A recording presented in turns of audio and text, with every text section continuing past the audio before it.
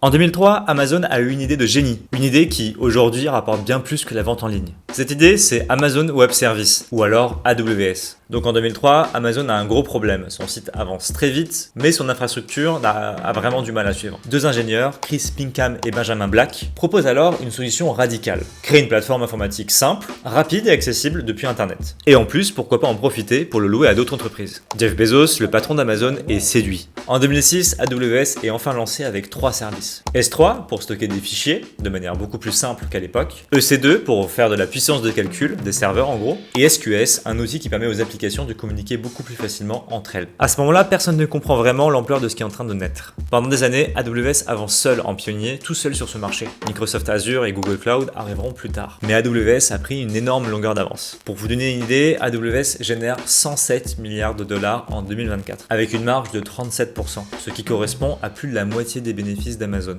alors que c'est une toute petite partie de son chiffre d'affaires. Amazon n'est plus vraiment un site de vente en ligne. Maintenant, c'est un géant de l'hébergement web, et c'est devenu un pilier de l'informatique mondiale. Quand on y pense, c'est un peu ironique, le plus grand magasin du monde a fait fortune en louant des serveurs. Abonne-toi!